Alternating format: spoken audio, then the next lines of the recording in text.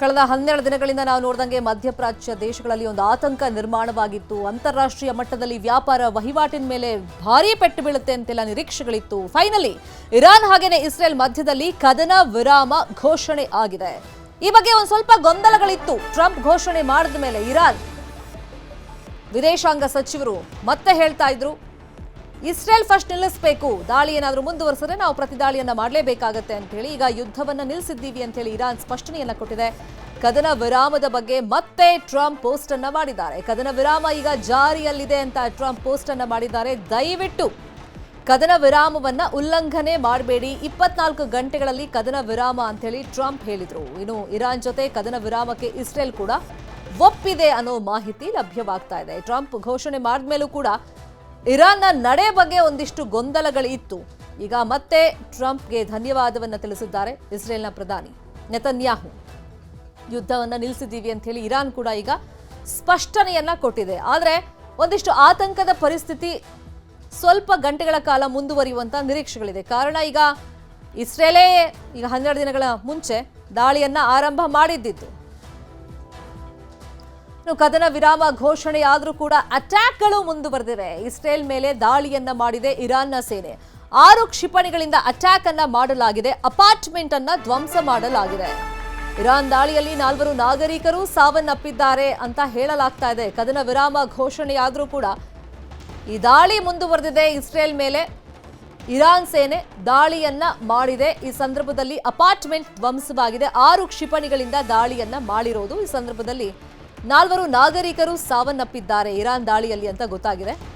ಬೀರ್ಶೇಬಾ apartment ಮೇಲೆ ದಾಳಿಯನ್ನ ಮಾಡಿರೋದು. ಸದ್ಯ ಇಸ್ರೇಲ್ನಲ್ಲಿ ಸೈರನ್ ಸದ್ದು ನಿಧಾನವಾಗಿ ಕಡಿಮೆಯಾಗ್ತಾ ಇದೆ. ಬಂಕರ್ಗಳಲ್ಲಿ ಅಡಗಿ ಕೂತಿದ್ರು ಜನ. ಬಂಕರ್ಗಳನ್ನ ಬಿಟ್ಟು ಇಸ್ರೇಲ್ನ ಜನ ಹೊರಗಡೆ ಬರ್ತಾ ಇದ್ದಾರೆ. ಅಮೆರಿಕ ಮಧ್ಯಪ್ರವೇಶ ಆದ್ಮೇಲೆ ಮತ್ತಷ್ಟು ಆತಂಕ ಜಾಸ್ತಿ ಆಗಿತ್ತು.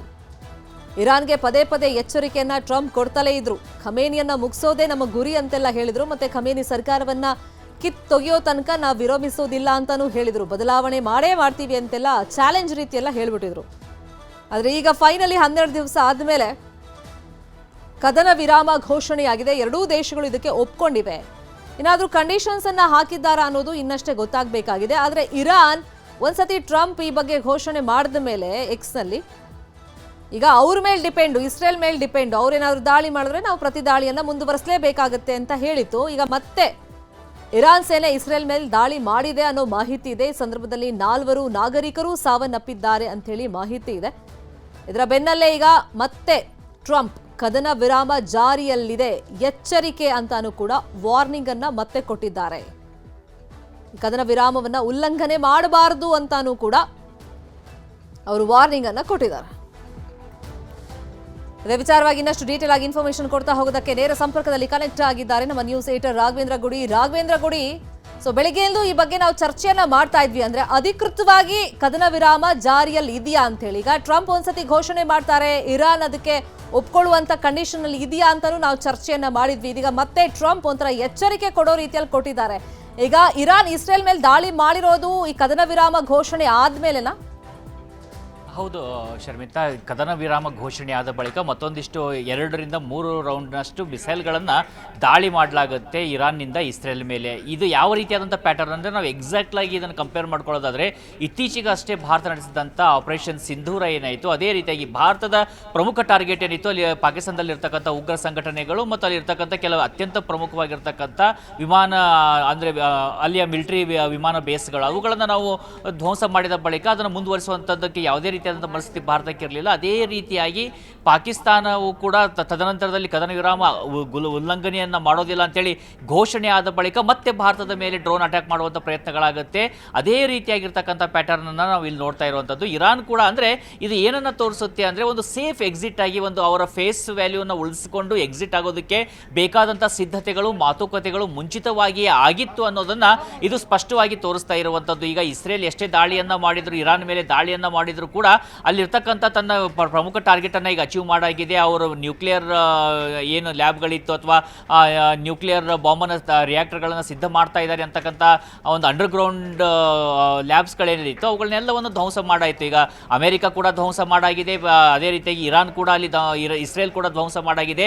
ಮುಂದೆ ಯುದ್ಧ ನಡೆಸುವಂಥ ಮನಸ್ಥಿತಿಯಲ್ಲಿ ಇಸ್ರೇಲ್ ಆಗಲಿ ಅಮೆರಿಕ ಆಗಲಿ ಇರಲಿಲ್ಲ. ಆದರೆ ಪೆಟ್ಟನ್ನು ತಿಂದಿರುವಂಥದ್ದು ಇರಾನ್. ಹಾಗಿದ್ರೆ ಇರಾನ್ನ ಮುಂದಿನ ನಡೆ ಏನು ಅನ್ನೋದ್ರ ಬಗ್ಗೆ ಕುತೂಹಲ ಕೂಡ ಇರ್ತಾ ಇತ್ತು. ಆದರೆ ನಾವು ಈಗ ಆಲ್ರೆಡಿ ಸಾಕಷ್ಟು ಬಾರಿ ಹಿಂದೆ ಕೂಡ ಅದ್ರ ಬಗ್ಗೆ ನಾವು ಡಿಸ್ಕಸ್ ಮಾಡ್ತಾ ಇದ್ವಿ ಶರ್ಮಿತಾ. ಏನಂದ್ರೆ ಇರಾನ್ಗೆ ಅವಕಾಶಗಳು ಅತ್ಯಂತ ಕಡಿಮೆ ಇರತಕ್ಕಂಥದ್ದು. ಅದು ನೇರವಾಗಿ ಅಮೆರಿಕದ ಮೇಲೆ ದಾಳಿ ಮಾಡೋದಕ್ಕಾಗುತ್ತಾ ಅಥವಾ ಇಸ್ರೇಲ್ ಮೇಲೆ ಮಾಡುತ್ತಾ, ಎಷ್ಟಂತಾದ್ರೂ ಅದು ದಾಳಿ ಮಾಡುತ್ತೆ, ಎಷ್ಟು ದಿನ ಅವರಿಗೆ ಅದನ್ನ ಹೋಲ್ಡ್ ಮಾಡೋದಕ್ಕೆ ಸಾಧ್ಯ ಆಗುತ್ತೆ, ಆ ಒಂದು ಯುದ್ಧವನ್ನು ಮುಂದುವರಿಸೋದಕ್ಕೆ ಸಾಧ್ಯ ಆಗುತ್ತೆ ಅಂತೇಳಿ ಅದು ಎಲ್ಲದಕ್ಕೂ ಕೂಡ ಈಗ ಉತ್ತರ ಸಿಗ್ತಾ ಇರುವಂಥದ್ದು. ಖಂಡಿತವಾಗಿ ಕೂಡ ಇಸ್ರೇಲ್ ಮೇಲೆ ಇರಾನ್ ದಾಳಿಯನ್ನ ಮಾಡಿದೆ, ಸೀಸ್ ಫೈರ್ ಆಗಿದೆ ಅಂತ ಹೇಳಿ ಘೋಷಣೆ ಆದ ಬಳಿಕ ಕೂಡ. ಆದರೆ ಅದನ್ನು ಮುಂದುವರಿಸುತ್ತಾ ಅನ್ನೋದೇ ಈಗಿರ್ತಕ್ಕಂಥ ಪ್ರಶ್ನೆ. ಈಗ ನಾವು ನಿನ್ನೆ ಕೂಡ ನೋಡ್ತಿದ್ವಿ, ಕತಾರ್ ಮೇಲೆ ಕೂಡ 6 ಮಿಸೈಲ್ಗಳನ್ನು ಇರಾನ್ ಮಿಸೈಲ್ಗಳನ್ನು ಉಡಾಯಿಸಿರುತ್ತೆ. ಅಲ್ಲಿ ಕೂಡ ಒಂದು ಅಮೆರಿಕದ ಬೇಸ್ಗಳೇನು ಮಿಲಿಟರಿ ಬೇಸ್ಗಳೇನಿದ್ದಾವೆ ಅವುಗಳ ಮೇಲೆ ಅಟ್ಯಾಕ್ ಮಾಡುವಂಥ ಪ್ರಯತ್ನವನ್ನು ಮಾಡಿರುತ್ತೆ. ಅದಾದ ಬಳಿಕ ಇವರು ಯಾರು ಕತಾರ್ ಕೂಡ ಯಾವುದೇ ರೀತಿಯಾದಂಥ ಒಂದು ಮರುದಾಳಿಯನ್ನು ಮಾಡೋದಕ್ಕೆ ಹೋಗೋದಿಲ್ಲ. ಯಾಕಂದರೆ ಮುಂಚಿತವಾಗಿ ಆದಂಥ ಮಾತುಕತೆಗಳ ಫಲಶ್ರುತಿಯಾಗಿ ಅದೇ ರೀತಿಯಾಗಿ ಈಗಲೂ ಕೂಡ ಇರಾನ್ ಏನಾದರೂ ಸುಮ್ಮನಾಗುತ್ತಾ, ಅವರ ಹೇಳಿಕೆಗಳನ್ನು ಕೊಡುವಂಥದ್ದು, ರಾಜಕಾರಣಿಗಳ ಹೇಳಿಕೆ, ಅಲ್ಲಿರ್ತಕ್ಕಂಥ ಖಮೇನಿ ಹೇಳಿಕೆ ಅಥವಾ ಅವರು ಟ್ವೀಟ್ ಮಾಡ್ತಿರುವಂಥ ರೀತಿಗಳು ಅವೆಲ್ಲವೂ ಕೂಡ ಒಂದು ವಿಭಿನ್ನವಾದಂಥ ಕಥೆಯನ್ನು ಹೇಳ್ತಾ ಇದ್ರು. ವಾಸ್ತವದಲ್ಲಿ ಬಹುತೇಕವಾಗಿ ಸೀಸ್ ಫೈರ್ ಆದಾಗಿದೆ.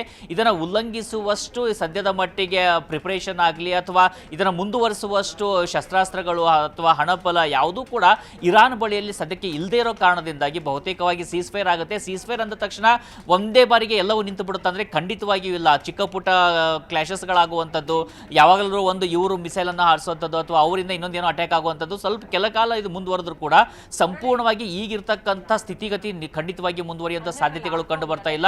ಫುಲ್ ಫ್ಲೆಜ್ ಆದಂಥ ವಾರ್ ಅಮೆರಿಕ ಮತ್ತು ಇರಾನ್ ಮಧ್ಯದಲ್ಲಿ, ಇಸ್ರೇಲ್ ಮತ್ತು ಇರಾನ್ ಮಧ್ಯದಲ್ಲಿ, ಕತಾರ್ ಮತ್ತು ಇರಾನ್ ಮಧ್ಯದಲ್ಲಿ, ಸೌದಿ ಅರೇಬಿಯಾ ಮತ್ತು ಇರಾನ್ ಮಧ್ಯದಲ್ಲಿ ನಡೆಯುವಂಥ ಸಾಧ್ಯತೆಗಳು ಸದ್ಯಕ್ಕಂತೂ ಕಂಡು ಬರ್ತಾ ಇಲ್ಲ Sharmita. Fine, thank you Raghavendra Gowda ಈ ಕ್ಷಣದ ಮಾಹಿತಿಯನ್ನು ಕೊಟ್ಟಿದ್ದಕ್ಕೆ.